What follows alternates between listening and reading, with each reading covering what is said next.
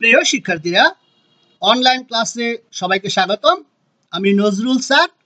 আজকে আমরা চতুর্থ সপ্তাহের নবম গণিত অ্যাসাইনমেন্ট 2 নিয়ে আলোচনা করব।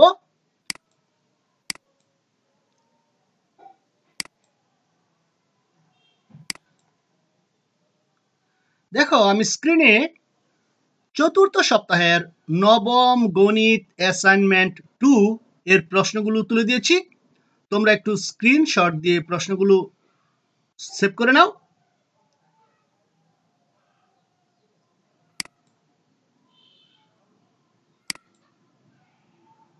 দেখো, আমরা দেখতে পাচ্ছি মোট 4টি সৃজনশীল প্রশ্ন দিয়েছি এবং সংক্ষিপ্ত প্রশ্ন আছে 5টি 10টি।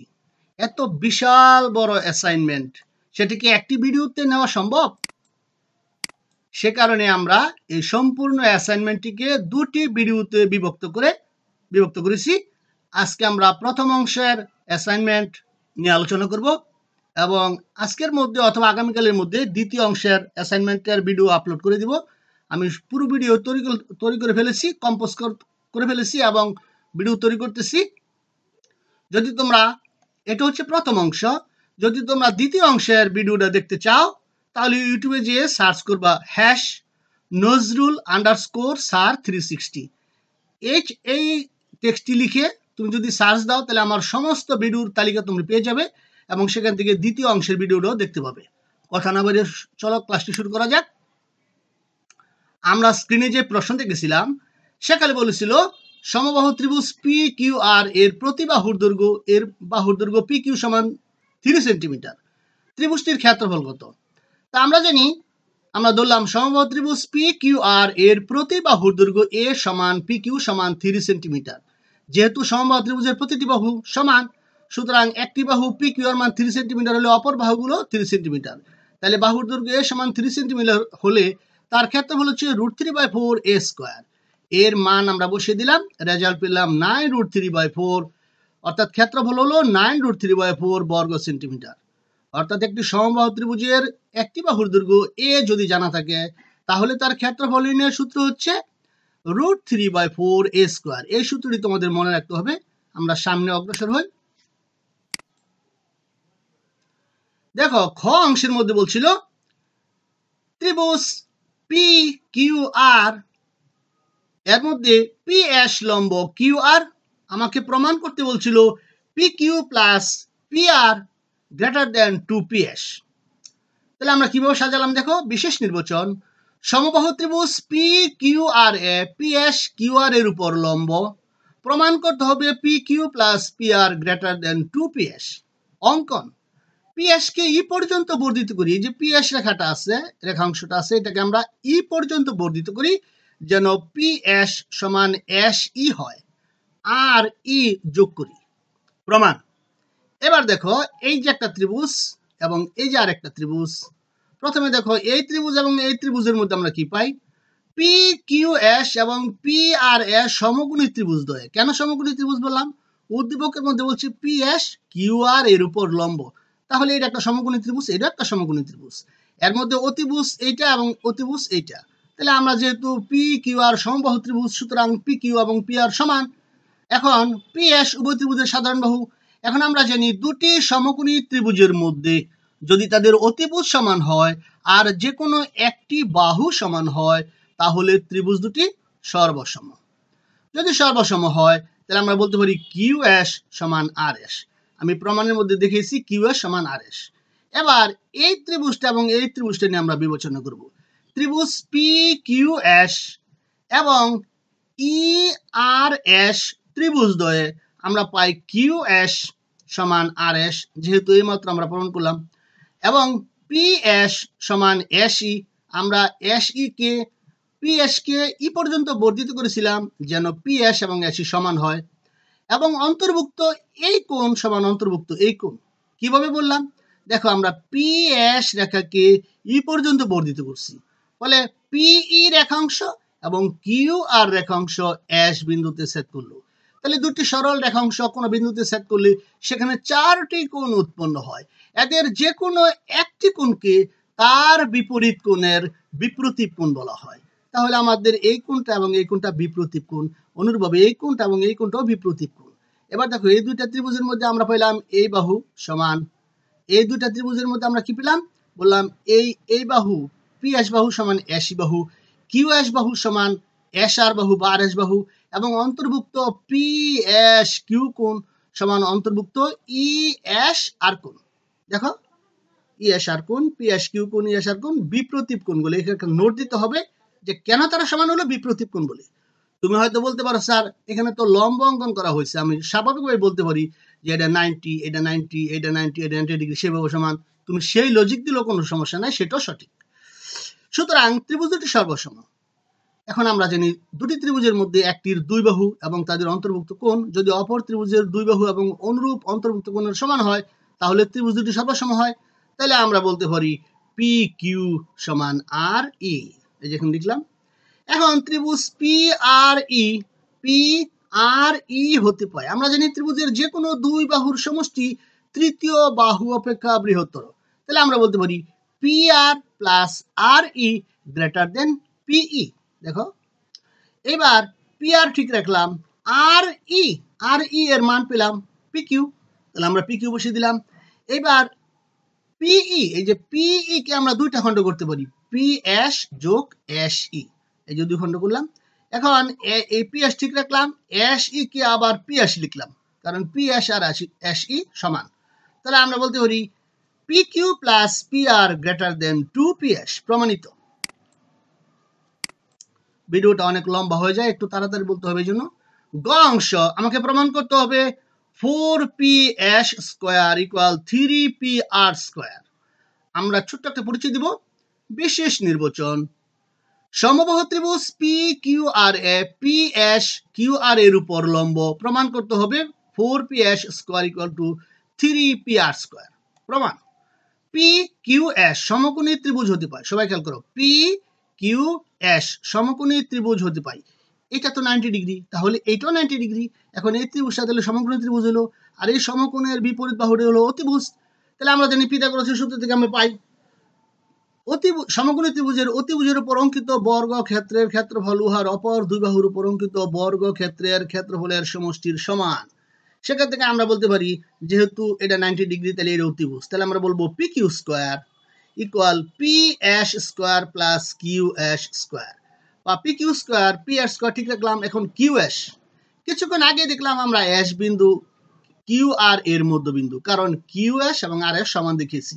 তাহলে আমরা কিউ এস এর পরিবর্তে বলতে পারি হাফ কিউ আর, হাফ এই কিউ এস এর পরিবর্তে হাফ কিউ আর, এই স্কয়ারটা ঠিক রইল। খ হতে পাই কিউ এস সমান আর এস। আচ্ছা এই পর্যন্ত ঠিক রইবে। এবার এটাকে স্কয়ার বাঙালি কি হয় 1/4 কিউ আর স্কয়ার।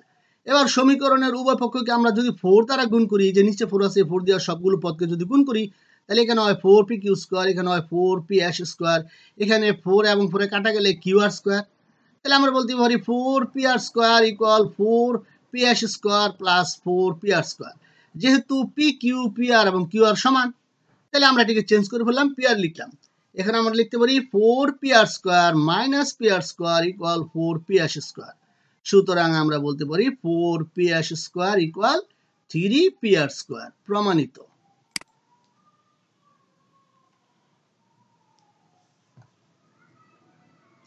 এবার আমরা সামনে অগ্রসর হই। সৃজনশীল 2 সমাধান। আমাকে বলছে যে প্রশ্নটা দেওয়া আছে উদ্দীপকের মধ্যে, সেখানে বলছে ইপিএফ কোণ এর ডিগ্রি পরিমাপ কত।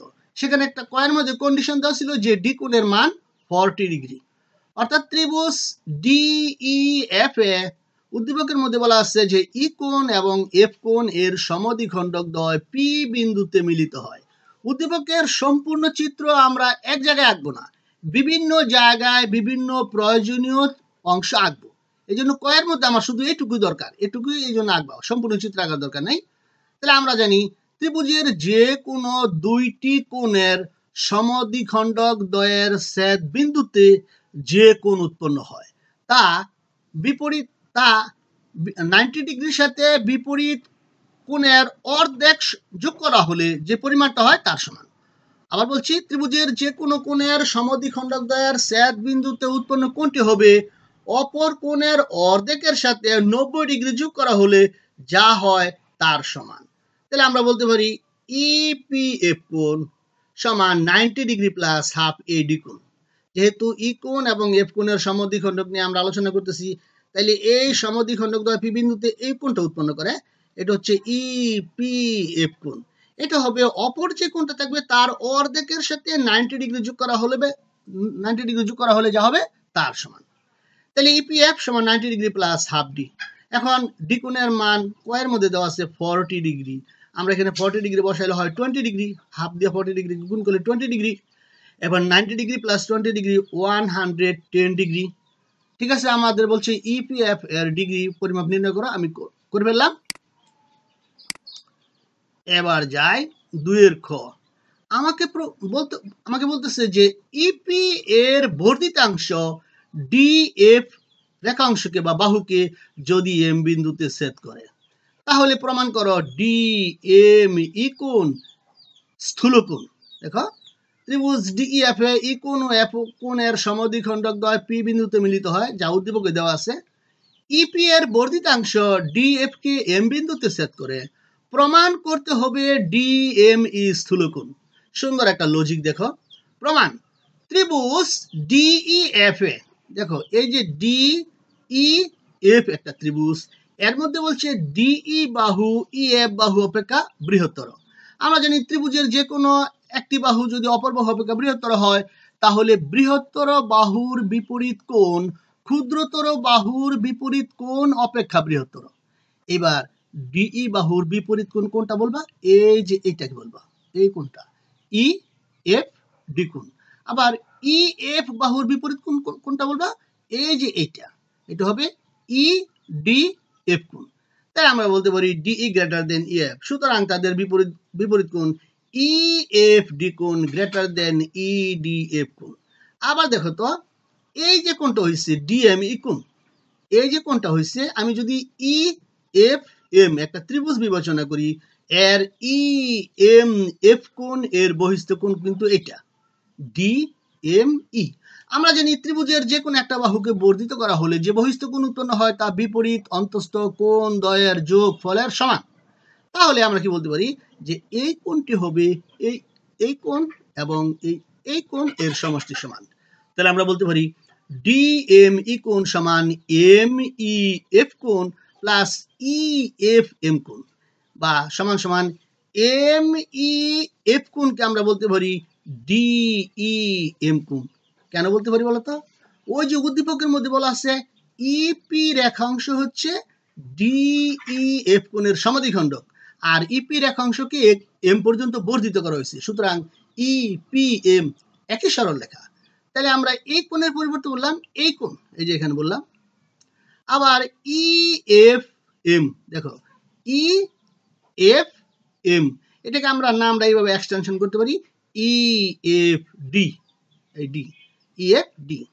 কিন্তু সবাই খেয়াল করো, আমরা কিছুক্ষণ আগে দেখেছি যে এই ইএফডি কোণটা ইডি এফ কোণের সাথে বড়। যেখানে লিখলাম ইএফডি কোণ ইডি এম কোণ, ইএফডি কোণ ইডি, দেখো এখানে ই এফ ডি কোণ, এই যে আমরা এখানে দেখলাম ইডি এফ কোণ। এখন ইএফডি কোণটা ইডি এম কোণ থেকে বড়। ইডি এম কোণ কেন?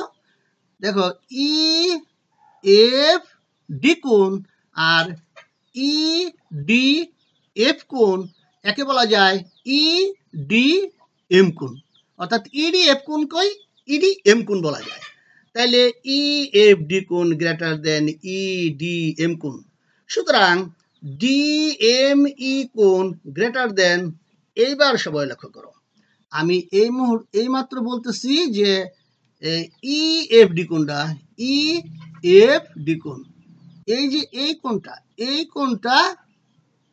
ই এফ ডি কোণটা ই ডি এম কোণের সাথে বড়। আবার দেখো এই কোণটা এই কোণ থেকে বড়, রাইট? আবার এই কোণটা তো এই দুইটা কোণের সমষ্টির সমান, তাহলে নিশ্চয়ই এই কোণটা এই কোণের সাথে বড়। তাইলে এই কোণটা যদি এই কোণ এবং এই কোণের সমষ্টির সমান হয়, এই যেখানে দেখাইলাম ডি এম ই কোণ যদি ডিই এম কোণ এবং ইএফ ডি কোণের সমষ্টির সমান হয়। আর আমরা যদি বলি ইএফ ডি কোণ ইডি এম কোণ থেকে বড়, তাহলে আমরা বলতে পারি ডিএম ই কোণ গ্রেটার দেন ডিই এম কোণ প্লাস ইডি এম কোণ। সবাই লক্ষ্য করো যে এই যে কোণটা, এই কোণটা এই কোণ থেকে বড়। আবার আমি বলতেছি এই কোণটা এই কোণ থেকে বড়, তাহলে নিশ্চয়ই এই কোণটা এই কোণ থেকে বড়। আবার এই কোণ হলো এই কোণটা এবং এই কোণটার সমষ্টির সমান, অর্থাৎ এই কোণটাকে তখন আমরা কিছুক্ষণ আগে বলছি এই কোণ, তাহলে এই কোণটা হলো এই কোণ এবং এই কোণের সমষ্টির সমান। আবার বলতেছি এই কোণটা এই কোণের চাইতে বড়, তাহলে আমরা বলতে পারি যে এই কোণটা এই কোণ যোগ এই কোণ এর সমষ্টি থেকে বড়। তাইলে এবার যেহেতু ত্রিভুজের একটি কোণ যদি অপর দুইটি কোণের সমষ্টি অপেক্ষা বৃহত্তর হয়, তবে বৃহত্তর কোণটি স্থূল কোণ। এটা কথা সত্য। আমরা জানি ত্রিভুজের তিন কোণের সমষ্টি দুই সমকোণ। এর মধ্যে একটা কোণ যদি অপর দুইটা কোণের সমষ্টি থেকে বড় হয়ে যায়, তাহলে যে বড় কোণটা হবে তা হবে 180 ডিগ্রির অর্ধেক যা হয় তার চেয়ে বড়। মনে করো করিম এবং রহিম দুইজনে মিলে 180 টাকা পায়। আমি যদি বলি দুইজনে সমান পায়, তাহলে প্রত্যেকে কত পায়? 90 টাকা করে পায়। এবার আমি যদি বলি করিম রহিম থেকে বেশি পায়, তাহলে কি তুমি বলবা যে করিম 90 টাকা পায়? নিশ্চয়ই 90 টাকা থেকে বেশি পায়, আর রহিম 90 টাকা থেকে কম পায়। তা আমরা যদি বলতেছি যে এই কোণ এবং এই কোণ, তিনটা কোণ হচ্ছে 180 ডিগ্রি। আবার আমি বলতেছি যে এই কোণটা এই ইডিএম কোণ এবং ডিইএম কোণের সমষ্টি থেকে বড়, তাহলে যে বড় সে হবে 180 ডিগ্রির অর্ধেক যা হয় তার চাইতে বড়। তাহলে আমরা বলতে পারি ডিইএম কোণ 90 ডিগ্রি অপেক্ষা বৃহত্তর, তার মানে ডিইএম কোণ একটি স্থূল কোণ। ত্রিভুজ ডিইএম এ ডিইএম ই কোণ ডিএম ই কোণ স্থূল কোণ। সূত্রটা এরকম আবার মনে রাখবা, একটি ত্রিভুজের মধ্যে তিনটি কোণ থাকে, তাদের সমষ্টি দুই সমকোণ বা 180 ডিগ্রি আমরা জানি। এদের মধ্যে যদি কখনো এরকমের শর্ত পাও যে এদের মধ্যে একটি কোণ অপর দুইটি কোণের সমষ্টি থেকে বড়, তাহলে তুমি ডিক্লেয়ার দিবা যে বৃহত্তর কোণটি নিশ্চয়ই স্থূল কোণ। বৃহত্তর কোণটি হবে অবশ্যই স্থূল কোণ। আমরা সামনে অগ্রসর হই। এবার গ অংশের মধ্যে বলছে ত্রিভুজ ডিইএফ কোণ এর ই কোণ ও এফ কোণ এর বহির দ্বিখণ্ডক দ্বয় কিউ বিন্দুতে মিলিত হয়। আচ্ছা, যা বলছিলাম ই কোণ এবং এফ কোণের বহির দ্বিখণ্ডক দ্বয় কিউ বিন্দুতে মিলিত হয়। প্রমাণ করতে হবে ই কিউ এফ কোণ সমান 90 ডিগ্রি মাইনাস হাফ ডি কোণ। একটু অঙ্কন করি আমরা। ডিই এবং ডিএফ রেখাংশকে যথাক্রমে এল এবং এম পর্যন্ত বর্ধিত করি। এবার কিছুক্ষণ আগে আমি বলেছিলাম একটি ত্রিভুজের কোনো একটি বাহুকে যদি বর্ধিত করা হয়, তাহলে যে বহিস্থ কোণটি উৎপন্ন হয় তা বিপরীত অন্তঃস্থ কোণ দ্বয়ের সমষ্টির সমান। এবার আমরা এই যে ডিইএফ একটি ত্রিভুজ আছে, এই ত্রিভুজের তিনটা কোণ, একটা ডি কোণ, একটা ই কোণ, একটা এফ কোণ। আমরা এক অক্ষর দিয়ে কোণকে প্রকাশ করলে এইভাবে প্রকাশ করতে পারি, সমান 180 ডিগ্রি, কারণ একটা ত্রিভুজের তিন কোণের সমষ্টি 180 ডিগ্রি হয়। এবার আমরা যদি এই তিনটা কোণের অর্ধেক করি, হাফ, ডি কোণ, ই কোণ, এফ কোণ, তাহলে হবে 90 ডিগ্রি। যেহেতু ত্রিভুজের কোনো একটি বাহুকে বর্ধিত করলে যে বহিস্থ কোণ উৎপন্ন হয় তা বিপরীত অন্তঃস্থ কোণ দ্বয়ের সমষ্টির সমান।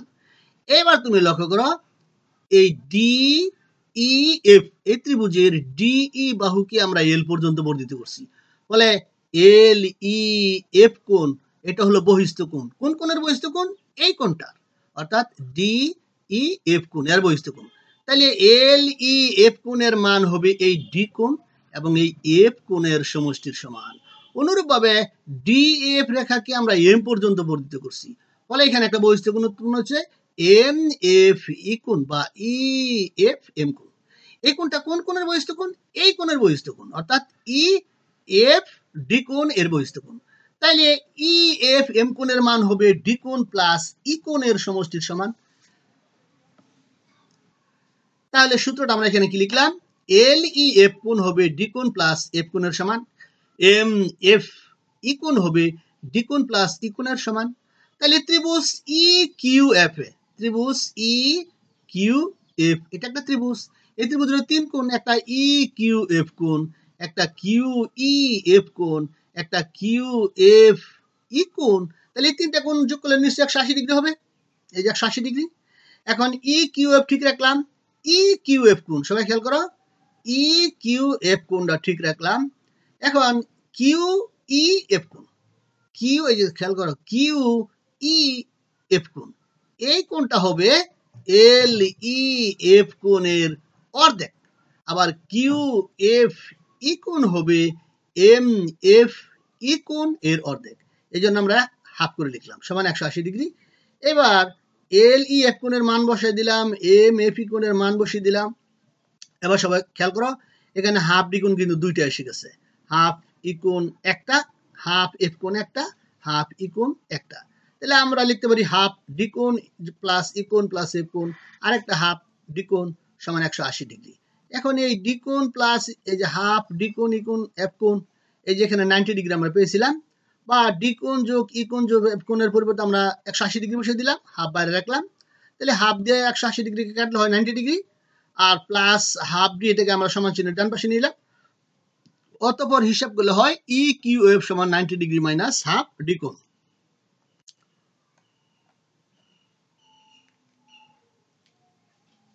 আমরা সামনে অগ্রসর হই, সময় খুবই কম।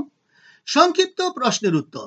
1 নাম্বার ছিল a মাইনাস বি সমান 4 এবং ab সমান 16 হলে a প্লাস b এর মান কত? আমরা জানি a plus b whole square equal a minus b whole square plus 4ab, মান বসিয়ে দিলাম ইকুয়াল টু 80 পাওয়া যায়। তাহলে a প্লাস b সমান √80 ইকুয়াল 4√5। এই অঙ্কটি খুবই সহজ, তোমরা সবাই পারো। 2 নম্বর সংক্ষিপ্ত প্রশ্ন ছিল যে x মাইনাস 1/x ইকুয়াল 5 হলে x কিউব প্লাস 1/x কিউবের মান কত? তো এই সূত্রটি প্রয়োগ করতে গেলে তুমি দেখো x প্লাস 1/x এর মান প্রয়োজন পড়ে।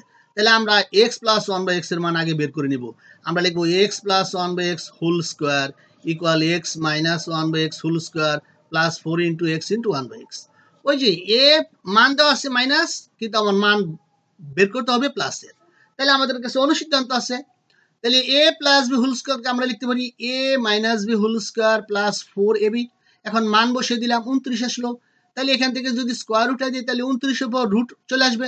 তাহলে x প্লাস 1/x ইকুয়াল √29। এবার আমরা মূল অঙ্কে চলে গেলাম, x cube plus 1/x cube, এটাকে আমরা বলবো x কে a ধরবো, 1/x কে b ধরবো। তাহলে হয় a cube plus b cube. আমরা বলবো a plus b whole cube minus 3 into a into b into a plus b। এখন মানগুলো বসিয়ে দিলাম। এবার √29 কে কিউব করলে √29 হবে 3টা, তার মধ্যে 2টা √29 গুণ করলে কিন্তু একটা 29 পাওয়া যাবে, আর একটা √29 থেকে যাবে। যে কোনো সংখ্যার উপর রুট দিয়ে যদি 3 থাকে তাহলে ওই সংখ্যাটি একবার হয় এবং রুট দিয়ে আরেকবার হয়। এবার এখানে থাকে 3√29, তাহলে এখানে আছে 29টা √29 মাইনাস এখানে আছে 3টা √29। স্বাভাবিকভাবে 29টা জিনিস থেকে 3টা জিনিস বিয়োগ করলে যেমন 26টা জিনিস হয়, ওইভাবেই 29টা √29 থেকে 3টা √29 বিয়োগ করলে হবে 26টা √29। আমরা সামনে অগ্রসর হই। এবার বলছে উৎপাদকে বিশ্লেষণ করে এই রাশিটাকে উৎপাদকে বিশ্লেষণ করো। আমরা প্রথমে বলবো দড়ি ফাংশন অফ a সমান এই রাশি। এবার আমরা দেখব ধ্রুবপদ কত, 20। এর উৎপাদকগুলো হচ্ছে plus minus 1 plus minus 2 plus minus 4 plus minus 5 plus minus 10 plus minus 20। এদের মধ্যে যে কোনো একটি উৎপাদক যদি আমরা a এর পরিবর্তে বসাই, এই রাশিটাকে আমরা যদি এর চলক হিসেবে বিবেচনা করি, তাহলে চলকের পরিবর্তে যদি যে কোনো একটা উৎপাদক বসাই তাহলে এই রাশিটার মান শূন্য হতে পারে। এখন সকল উৎপাদকের জন্য কিন্তু শূন্য হবে না, কোন উৎপাদকের জন্য শূন্য হবে সেটা আমাকে পরীক্ষা করে দেখতে হবে। যেমন আমরা 20 উৎপাদক বলছি প্লাস মাইনাস 1, অর্থাৎ 1 আছে মাইনাস 1 আছে। আমরা ফাংশন অফ মাইনাস 1 অর্থাৎ চলকের পরিবর্তে মাইনাস 1 নিয়ে দেখি এটা সেটার মান 0 হয় কিনা। সহজ কথায় এর পরিবর্তে মাইনাস 1 বসিয়ে তার ফাংশন নির্ণয় করি। Function of minus 1 equal a cube বলে আমরা লিখবো minus 1 cube minus 21 into minus 1 minus 20 সমান মাইনাস 1 কে কিউব করলে মাইনাস 1 মাইনাসে প্লাস 21 মাইনাস 20 ইকুয়াল 0 হয়। তুমি হয়তো বলতে পারো হঠাৎ করে কিভাবে জানলেন যে ফাংশন অফ মাইনাস 1 এ 0 হবে? তুমি প্রথমে ফাংশন অফ 1 দিয়ে চেক করবা, না হলে ফাংশন অফ মাইনাস 1 দিয়া, না হলে ফাংশন অফ 2, না হলে ফাংশন অফ মাইনাস 2। এই যে 20 যে উৎপাদকগুলো আছে এদের মধ্যে থেকে আমি কমপক্ষে একটি না একটি উৎপাদক সাধারণত পাবই যার ফাংশনের মান হবে 0। তাইলে যদি ফাংশন অফ -1 ইকুয়াল 0 হয় তাহলে সূত্র হচ্ছে এ, এই এ মাইনাস এই সংখ্যাটা হচ্ছে -1 অর্থাৎ এ পরে সূত্রের মাইনাস পরে এখানে যে সংখ্যা থাকবে সেই সংখ্যা এ মাইনাস -1 ইকুয়াল টু লেখা যায় a+1। তাইলে এই a+1 হবে এই ফাংশন অফ এ এর একটি উৎপাদক, বাক্সের উপপাদ্যর যাকে বলা হয়। এইবার আমরা এই উৎপাদকটি লিখে ফেললাম। অতঃপর এইভাবে দুইটা ইকুয়াল চিহ্ন দিবা এবং নিচের লাইনে তুমি এই উৎপাদকটা লিখবা a+1। এবার তুমি দেখবা এখানে আছে a কিউব, তুমি এই a দিয়ে a কিউবকে ভাগ করো, ভাগফল কত হয় a স্কয়ার, এখানে a স্কয়ার বসিয়ে দাও, বসিয়ে a স্কয়ার দিয়ে আবার এই সংখ্যাগুলোকে গুণ করে এখানে সাজাও, a স্কয়ার দিয়ে কে গুণ করলে হয় a cube plus a square দিয়ে 1 কে গুণ করলে a স্কয়ার। এখন এখানে আছে প্লাস স্কয়ার কিন্তু উপরের পদের মধ্যে প্লাস স্কয়ার নেই, তাহলে তাকে আমাকে কাটতে হবে, কাটার জন্য আমার মাইনাস স্কয়ার দরকার। তাহলে একটু জায়গা রেখে আবার উৎপাদকটা লিখবা। এখন তোমার দরকার মাইনাস এ স্কয়ার, মাইনাস দরকার তখন আগে একটা মাইনাস দিবা, এবার এ স্কয়ার দরকার, এখানে উৎপাদকের মধ্যে এ আছে, তুমি এ কে কত দিয়ে গুণ করলে এ স্কয়ার হবে, এ কে যদি এ দিয়ে গুণ দাও তাহলে স্কয়ার হবে, তাহলে এখানে এ লিখবা, লিখে এবার গুণফল আবার এখানে সাজাও, মাইনাস এ দিয়ে এ কে গুণ করলে হয় মাইনাস স্কয়ার, মাইনাস এ দিয়ে প্লাস 1 কে গুণ করলে হয় মাইনাস সি। এবার দেখো প্লাস স্কয়ার মাইনাস স্কয়ার কাটা গেল, এখানে আসছে কত মাইনাস সি, এখানে ছিল -21, আমি লিখছি মাইনাস একটা এ, তাহলে আমার দরকার আরো -20 এ, যেহেতু মাইনাস দরকার এই জন্য মাইনাস দিলাম, তারপর একটু জায়গা রেখে উৎপাদকটা লিখলাম। এবার আমার 20 এ দরকার, তাহলে একে কত দিয়ে গুণ করলে 20 হবে, একে যদি আমরা 20 দিয়ে গুণ করি তাহলে 20 হয়, তাহলে এখানে লিখলাম -20। এবার গুণফল সাজাইলাম। এইবার দেখো মাইনাস একটা এ মাইনাস 20টা এ হলো -21টা এ, আর এখানে আছে -20 মিলে গেছে। এবার সবগুলো পদ থেকে আমি a+1 কমন নিলাম, এখানে রইল এ স্কয়ার মাইনাস এ -20। এবার এই রাশিটা আমরা সহজে একে উৎপাদকে বিশ্লেষণ করতে পারবো। দেখো 20 এর উৎপাদক 4 × 5 = 20, 10 × 2 = 20, 20 এ কে 20, তুমি দেখবে এখানে কোন চিহ্ন আছে, এখানে আছে মাইনাস, মাঝখানে সংখ্যা সহগ হচ্ছে মনে মনে 1, তাহলে এই যে আমরা বলছি 20 এ কে 20, 20 আর 1 বিয়োগ করলে কি 1 হবে, হবে না। আবার 10 × 2 = 20, 10 আর 2 বিয়োগ করলে কি 1 হবে, হবে না। আবার 4 × 5 = 20, 5 আর 4 বিয়োগ করলে কিন্তু 1 হয়, তাহলে আমি উৎপাদকগুলো পেয়ে গেলাম 5 এবং 4, তাহলে লিখলাম a স্কয়ার, এখানে যে চিহ্ন থাকবে ওই চিহ্ন দিবা, 5 এবং 4 এর মধ্যে বড় হচ্ছে 5, তাহলে লিখবা 5a। পরে এই চিহ্নটা কিন্তু খুব সাবধানে হিসাব করে দিতে হবে, এখানে যে চিহ্ন আছে তুমি এখানে সরাসরি সেই চিহ্ন দিবা, কিন্তু এই চিহ্ন দিবা হিসাব করে, কিভাবে হিসাবটা করবা, এই চিহ্ন দিয়ে এই চিহ্নকে গুণ করবা, -a প্লাস, তা আমি 5 এ লিখছি, এবার লিখবো 4 এ, তাহলে -5 আর +4 এ মিলে হলো -a আর -20। এই দুটা থেকে আমরা যদি a কমন নিয়ে থাকি a -5 প্লাস এই দুটো থেকে যদি 4 কমন নিয়ে থাকি a -5, আবার a -5 কমন নিলে থাকে a +4, তাহলে প্রদত্ত রাশিকে আমরা উৎপাদকে বিশ্লেষণ করে পেলাম। উৎপাদকগুলো a+1, a -5, a+4। আমরা পরবর্তী অঙ্কে চলে যাই। 4 নাম্বার বলছিল x টাকার x% সরল মুনাফায় n 4 বছরের মুনাফা x টাকা হলে x এর মান নির্ণয় করো। তাহলে আমি কি বসা দিলাম, সরল মুনাফায় মূলধন p = x টাকা, মুনাফা i = x টাকা, মুনাফার r = x% = 100/x, সময়কাল n = 4 বছর, সরল মুনাফার ক্ষেত্রে i = PNR। প্রত্যেকটা প্রতীকের মান আমরা এখানে বসিয়ে দিলাম। এবার 4 দিয়ে 100 কে ভাগ করলে হয় 25, x গুণ করলে x স্কয়ার। এবার আমরা বলতে পারি কি, আর যদি আর গুণন করি x এর নিচে 1 আছে, 1 দিয়ে x স্কয়ার কে গুণ করলে হয় x স্কয়ার, 25 দিয়ে x কে গুণ করলে হয় 25x। এবার 25x কে আমরা বামে নিলাম ডাইনে, তাহলে x স্কয়ার - 25x = 0। এই দুটো থেকে আমরা x কমন নিয়ে থাকি x - 25 = 0। এবার আমরা লিখতে পারি x - 25 = 0, কিন্তু x = 0 লেখা যাবে না, কারণ কি, কারণ হচ্ছে x হচ্ছে মূলধন, মূলধন যদি শূন্য হয় অর্থাৎ না থাকে তাহলে ব্যবসা আমি করব কিভাবে, বিনিয়োগ করব কিভাবে, যেহেতু x হচ্ছে মূলধন সুতরাং মূলধন বা পুঁজি শূন্য হতে পারবে না। লাভ না হতে পারে, লাভের মান মুনাফা শূন্য হতে পারে কিন্তু পুঁজি শূন্য হতে পারবে না ব্যবসার মধ্যে, এজন্য x not 0। তাহলে আমরা বললাম x = 25 आंसर। সর্বশেষ আরেকটা অঙ্ক রয়েছে 5 নাম্বার, দেওয়া আছে 1/p = √5 - 2, আমাকে বলছে p স্কয়ার এর মান নির্ণয় করো। আমরা জানি 1/p = √5 - 2 যদি হয় তাহলে 1/p কে আমরা যদি বিপরীত ভগ্নাংশ নেই, অর্থাৎ গুণাত্মক বিপরীত ভগ্নাংশ যদি নেই তাহলে আমরা পাবো পি। 1/p এর গুণাত্মক বিপরীত ভগ্নাংশ হচ্ছে পি, বা 1/p এর গুণাত্মক বিপরীত সংখ্যা হচ্ছে পি। তাহলে √5 - 2 এর গুণাত্মক বিপরীত ভগ্নাংশ হবে 1/√5 - 2। সংক্ষেপে আমরা উভয়পক্ষকে উল্টে দিলাম। এবার লব এবং হরকে, এখানে আছে মাইনাস, তাহলে লব এবং হরকে আমরা √5 + 2 দিয়ে গুণ দিব, যাতে হরের মধ্যে a² - b² হয়, তখন এই রুটটা কাটা যাবে। তাহলে লব এবং হরকে √5 + 2 দ্বারা গুণ দিলাম, এখানে হয় a - b × a + b, তাহলে হয় a² - b²। উপরে 1 দিয়ে √5 + 2 কে গুণ করলে √5 + 2। এবার উপরেরটা ঠিক রাখলাম, নিচে হয় রুট এবং স্কোয়ারে কাটা গেলে হয় 5 - 2² হয় 4, তাহলে নিচে হয় 1, 1 এর কোনো দাম নাই, √5 + 2 হলো। এবার পি এর মান পেয়ে গেলাম √5 + 2। এবার আমি পি স্কোয়ারের মান বের করব, তার মানে পি স্কোয়ারে লিখবো √5 + 2 তার স্কোয়ার সমান a প্লাস হোল স্কোয়ারের সূত্র হয়ে গেছে a² + 2ab + b²। এখন √5 কে স্কোয়ার করলে 5, এখানে হয় 2 এবং 2 গুণ করলে 4, 4 √5। এখানে কিন্তু 20 √20 লেখা যাবে না, এই 4 এবং 4, এই 2 এবং 2 হলো পূর্ণ সংখ্যা, এরা গুণ হবে √5 এর সাথে 9, 2 এবং 2 গুণ করলে হবে 4, তার সাথে √5 থেকে যাবে, 2 স্কোয়ারে 4, 4। এবার 5 + 4 হলো 9 + 4 √5। আমাদের সকল প্রথম অংশের ভিডিওর, অর্থাৎ সৃজনশীল 1, সৃজনশীল 2 এবং সংক্ষিপ্ত প্রশ্ন 1 এর সমাধান আমরা করে ফেলাম। অতঃপর আমরা সৃজনশীল 3, সংক্ষিপ্ত প্রশ্ন 2, সৃজনশীল 4 এর সমাধান দ্বিতীয় ভিডিওতে দিব। তোমরা আমার দ্বিতীয় ভিডিওটি দেখে, 2টা ভিডিও দেখার মাধ্যমে তোমাদের অ্যাসাইনমেন্টটি সম্পূর্ণ করবে। তোমরা দেখতেই পাচ্ছ বিশাল বড় অ্যাসাইনমেন্ট, সম্পূর্ণ অ্যাসাইনমেন্টটা তো একটা ভিডিওতে আনা সম্ভব নয়, এই জন্য আমি বাধ্য হলাম 2টা ভিডিও করার জন্য। সবাইকে ধন্যবাদ, সবাই ভালো থেকো।